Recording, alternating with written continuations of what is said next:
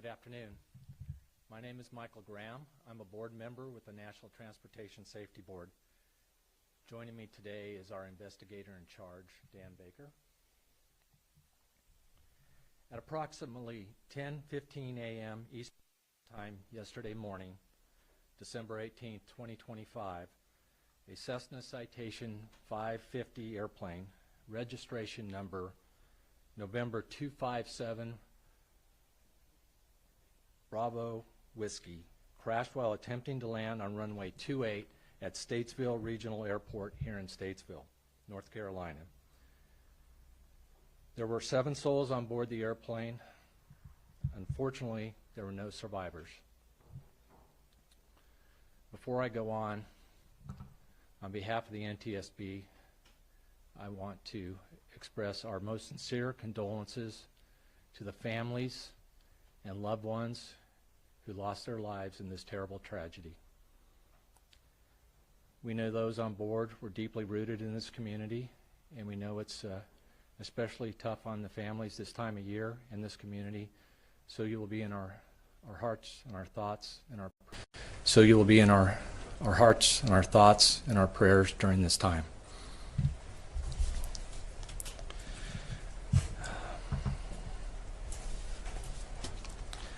We do have a representative with us from the National Transportation Safety Board's Transportation Disaster Assistance Division here in Statesville, in contact with the family members of those who lost their lives in this terrible tragedy. They will be providing them with resources they will need to get through this tough time, and also provide updates on our investigation. Accurate information regarding fatalities and injuries stemming from this accident will be provided by the local medical examiner. The NTSB GO team arrived last night, so today was our first day on scene, first full day. I want to briefly give you some background on who we are, our processes and procedures, followed by some factual information about the ongoing investigation, steps our team is taking here on the ground, and what you can expect from us in the coming days. The NTSB is an independent federal agency charged by Congress to investigate all civil aviation accidents and significant accidents in the other modes of transportation. Our mission is to determine the probable cause of the accidents, recommendations to prevent future tragedies like this from ever happening again. We do not assign blame or liability.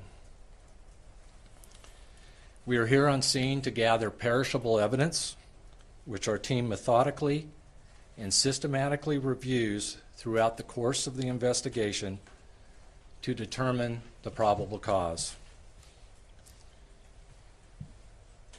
We have a team of 16 experts from the NTSB here with us, being led by our investigator in charge, Dan Baker. Dan is a senior accident investigator with more than 25 years experience at accident investigations, both at the NTSB and the Air Force. Dan and our team are also supported by our deputy investigator in charge, Andrew Swick, and he is currently at the accident site at this time. I want to emphasize this is the beginning of a very long process, and we will not jump to any conclusions while we're here on scene in North Carolina, nor will we speculate. Early this morning, we held an organizational meeting where we established parties to the investigation. The NTSB offers party status to those we believe provide needed technical or specialized expertise to the investigation. Eventually, each investigative group, which I will describe in a minute, will produce a factual report, which each of the parties will verify its accuracy. Importantly, however, parties do not participate in the analysis or the report writing. Parties to the investigation so far are the Federal Aviation Administration, and they are always a party to an aircraft accident, and Textron Aviation Incorporated, which was the manufacturer of the aircraft. Additionally, Pratt & Whitney Canada, the engine manufacturer, is serving as technical advisor to the investigation. As part of our investigation, we formed groups to examine specific areas of interest in depth. These groups include subject matter experts from the parties of our investigation, working in conjunction with our NTSB specialists on the factual portions of the investigation. For this accident, we have established the following parties. First one is systems. They will examine components of the airplane's hydraulic, electrical, navigational, pneumatic, and associated systems, together with instruments and elements of the flight control system. The group will also examine the maintenance records. Another group is power plants, which will examine engines and the engine accessories. And the final group we have at this time, although we can add groups if necessary, is operations, which will document the history of the flight and the crew members' flight experience, training, and certification. A preliminary report of this accident is expected within 30 days. However, a full investigation lasts 12 to 18 months before a final report is released. The information that we provide today is preliminary, and it's subject to change during the course of this investigation. I would now like to turn it over to our investigator in charge, Dan Baker, to share some factual information. Dan. Thank you, Member Graham. The aircraft was manufactured in 1981 by the Cessna Aircraft Company, and it was registered to GB Aviation Leasing, LLC. The airplane had taken off at approximately 10:05 a.m. Eastern Standard Time, about 10 minutes prior to the accident. The airplane had departed from runway 28 at the Statesville Regional Airport.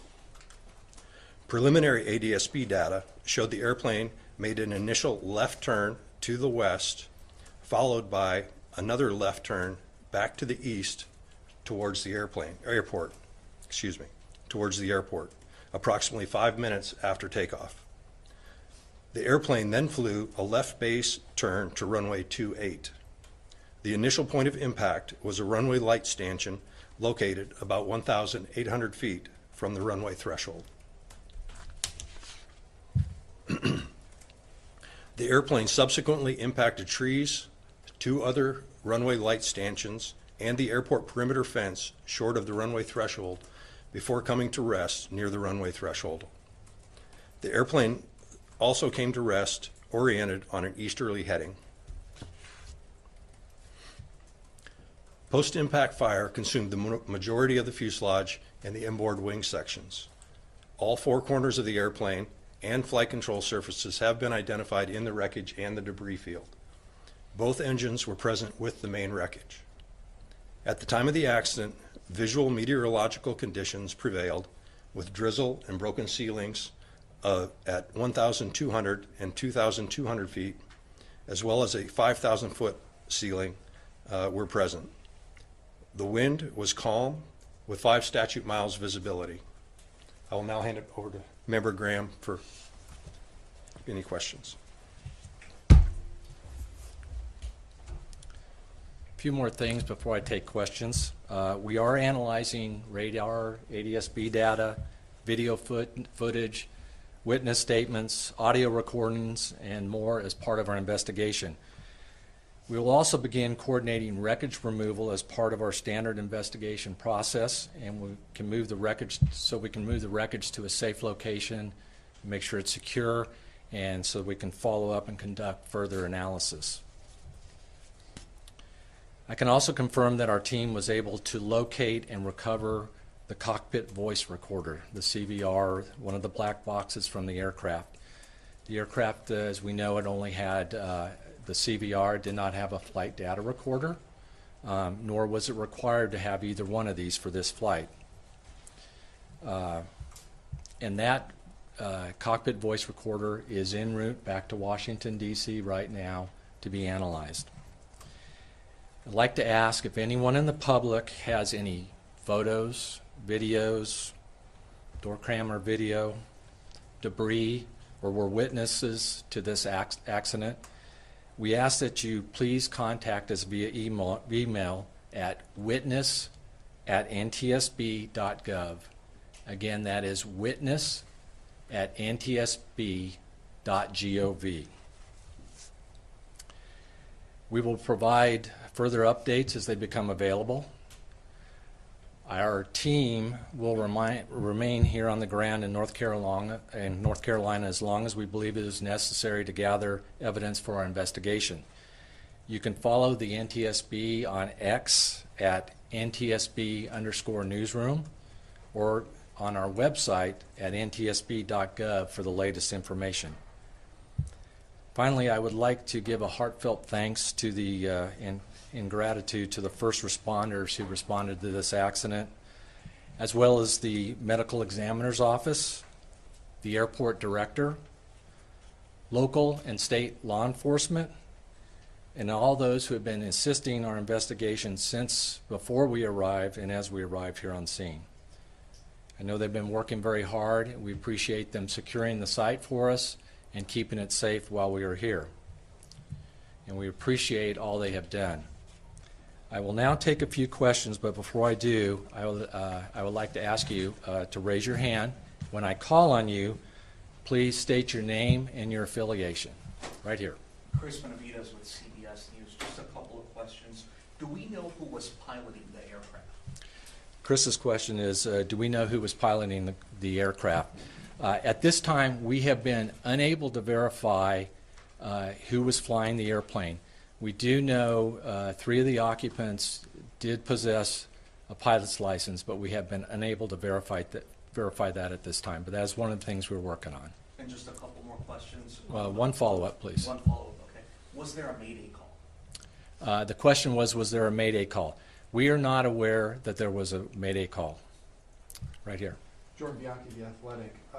The plane tried to return back to land. Do we know why that happened? Was it a mechanical issue or anything of that nature? The question is, we believe the plane was turning back to the airport immediately, maybe for some kind of issue. At this point, we are not aware if there was an actual issue or not. We are studying a lot of things. We are trying to get recordings from the various frequencies that the aircraft may have been on, and any other witness statements that may have heard anything on the common frequency. Right there. Gary Robertson, Associated Press. What can you tell us about any indications of any problems with the plane as it was going out and then coming back in? The question is, what can we tell you about if we know of anything of any issues or problems with the airplane as it was going out and that it returned to the airport? At this point, we haven't been able to verify anything. We've seen things in the media and stuff like that, but that's not verification. We're talking to witnesses and we're trying to look at or listen to recordings and whatever to see if there was any issue, but we haven't been able to verify anything at this point. Right there. Joe Marusak, Charlotte Observer. What was the duration of time from takeoff to the crash? The question is, what was the duration of time from takeoff to the crash? It was approximately 10 minutes. Right there. Chris Peterson, WXI-TV. Have you had the opportunity to interview witnesses yet, and what kind of information have you been able to garner from those witnesses? The question is have we had an opportunity to interview any of the witnesses at this point, and what kind of information have we received? At this point, we are doing some interviews right now on site. We're looking for additional witnesses. That's why I've put that out during the briefing.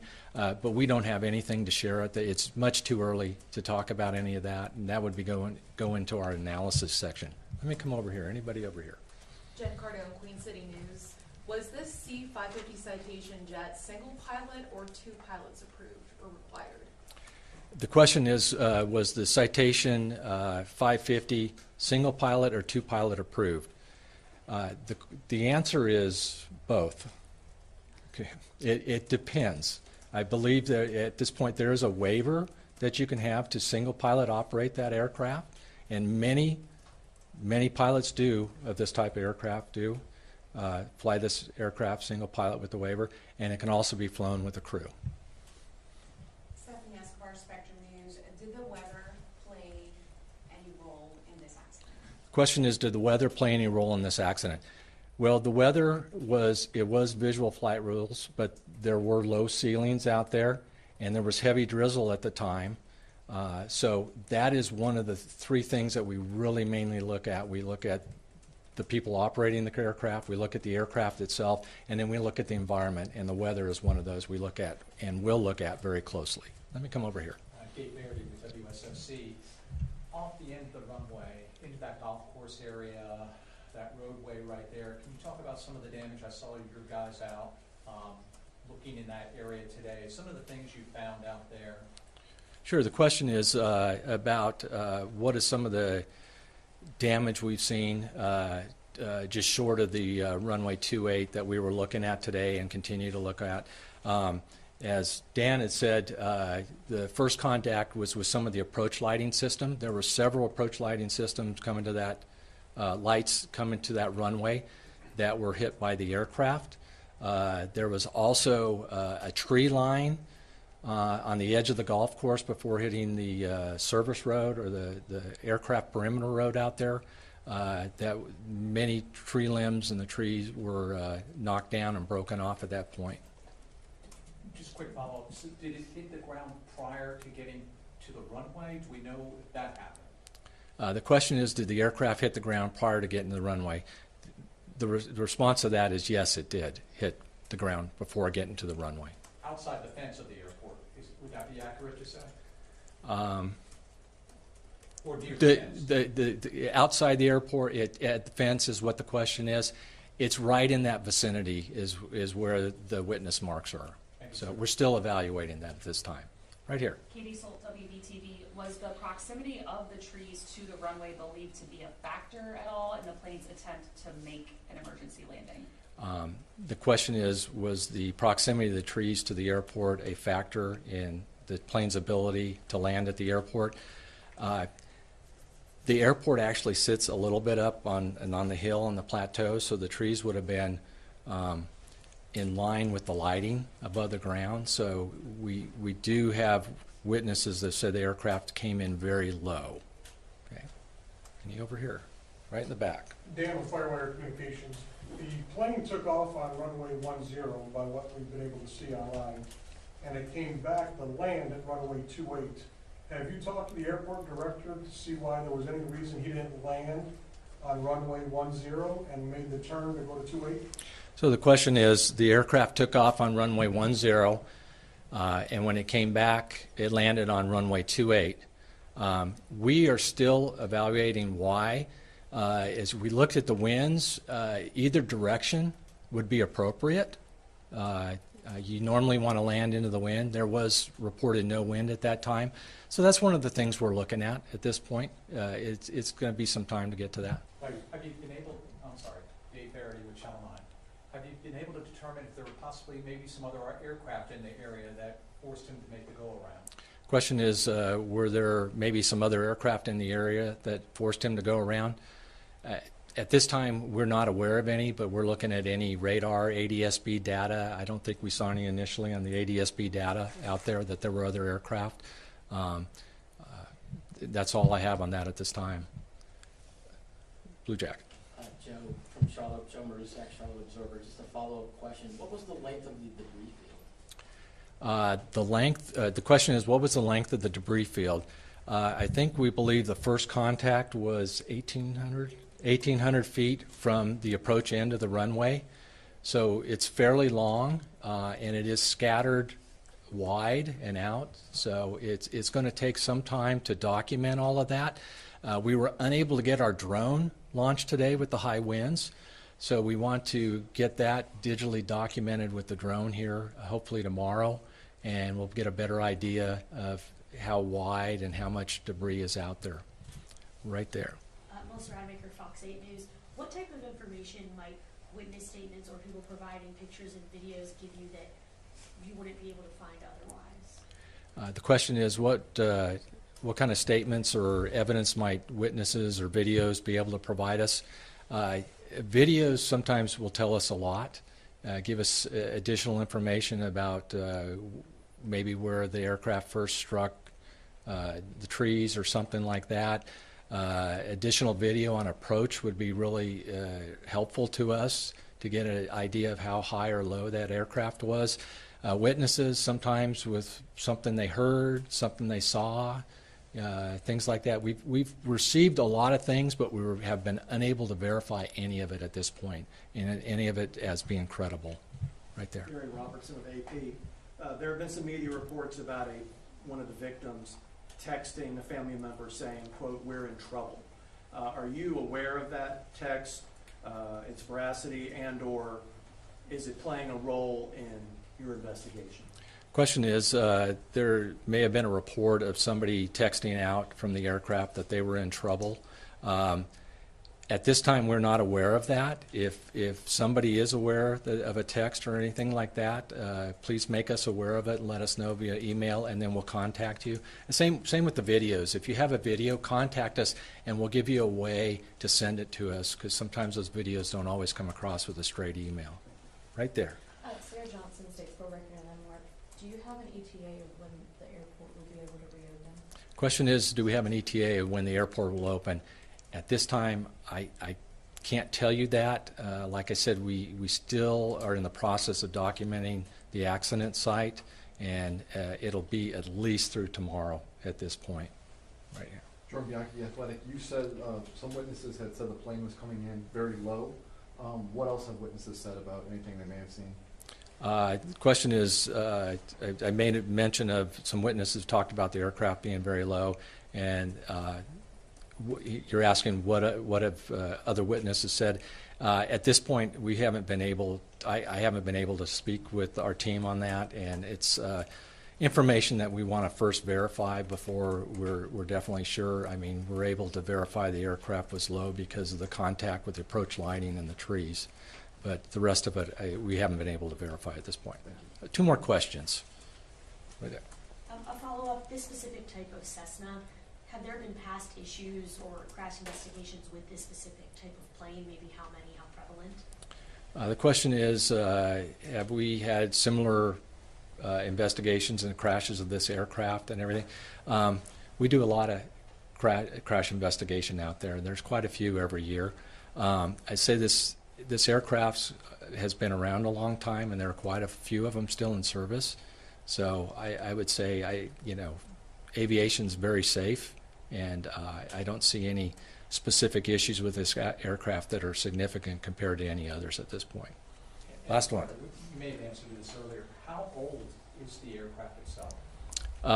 How old is the aircraft is the question. It was manufactured in 1981, and there's a lot of aircraft out there that are a lot older than that. As long as you keep up with your maintenance and inspection programs that all these aircraft should be on, they can fly for quite a long time. Okay, that's all I have. Thank you.